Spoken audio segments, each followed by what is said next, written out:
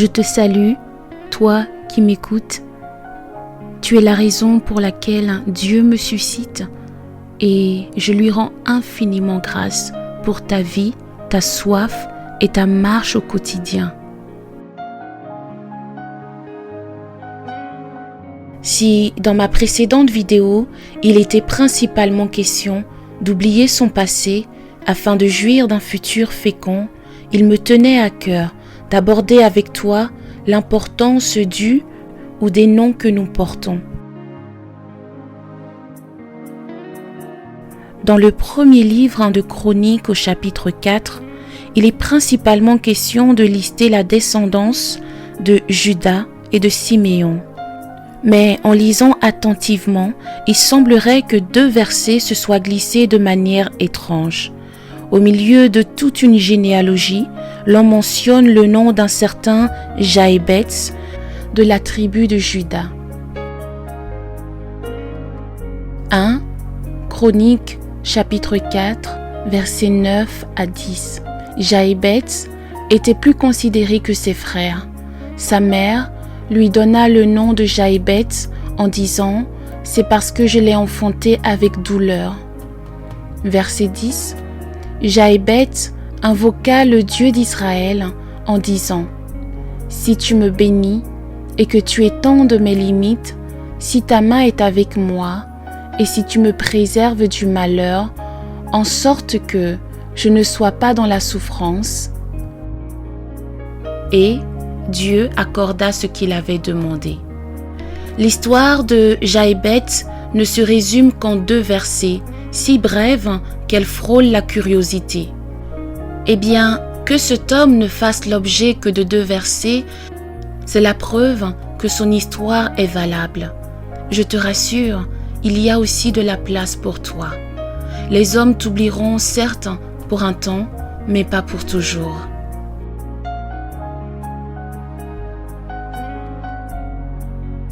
Alors, il est dit que Jaébetz était le plus considéré.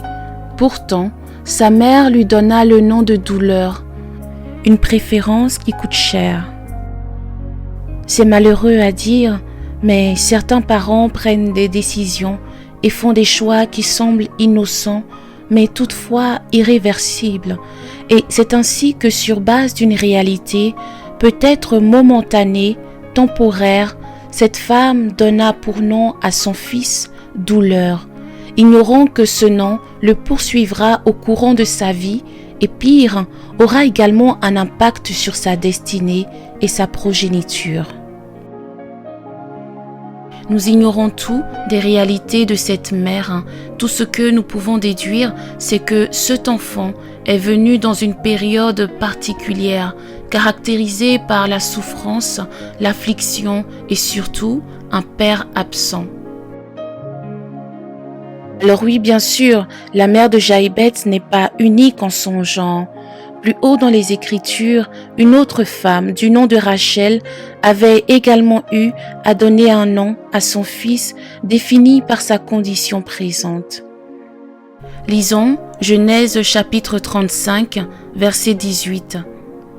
Et, comme elle allait rendre l'âme, car elle était mourante, elle lui donna le nom de Ben-Oni, mais le père l'appela Benjamin.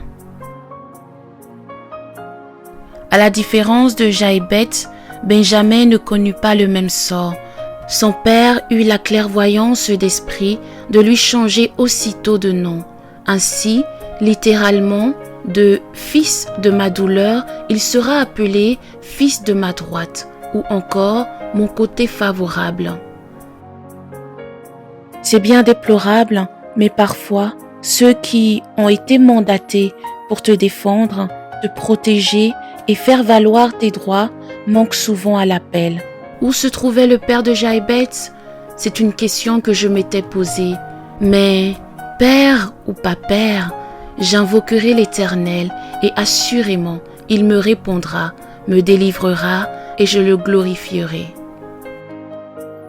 Et c'est ce que fut Jaébetz, exaspéré, offusqué, insurgé de cette vie marquée par des échecs, malheurs, souffrances, il invoqua le Dieu d'Israël. Souviens-toi que cet homme n'avait personne pour défendre sa cause. Il était seul face à sa réalité. Mais nous savons tous les deux que la réalité n'est pas la vérité de Dieu. Lorsque, comme Jaïbetz, tu n'as aucun secours, ta prière change. Elle devient alors un cri, car ce n'est ni de l'Orient, ni de l'Occident, ni du désert que viendra ton secours, mais de l'Éternel. Bien-aimé, si jusque-là ta prière n'a pas trouvé exaucement, c'est tout simplement parce que, inconsciemment, tu as un plan A et bien souvent un plan B. Jaïbetz, quant à lui, n'avait aucune option. Et voici la prière d'un homme de douleur. Si tu me bénis et que tu étendes mes limites, si ta main est avec moi et si tu me préserves du malheur, en sorte que je ne sois pas dans la souffrance. Et Dieu accorda ce qu'il avait demandé. Nous ne serons jamais là où les conditions rattachées à sa prière, mais il est dit que Dieu lui accorda ce qu'il avait demandé. Toi qui m'écoutes, il n'a jamais été de la volonté de Dieu que tu souffres. Mais comme Jaïbetz, il faut que tu l'invoques. De quoi as-tu besoin? Que veux-tu qu'il fasse pour toi? Quelle est cette situation qui persiste? Ce sont toutes des questions que le Seigneur te pose aujourd'hui. Les défis sont nombreux, je sais. Les challenges sont grands. Mais je sais que mon Rédempteur est vivant et qu'il se lèvera le dernier sur ma situation. Amen.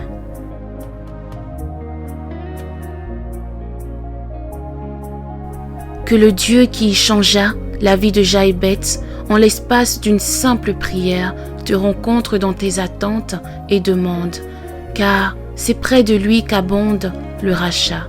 Amen.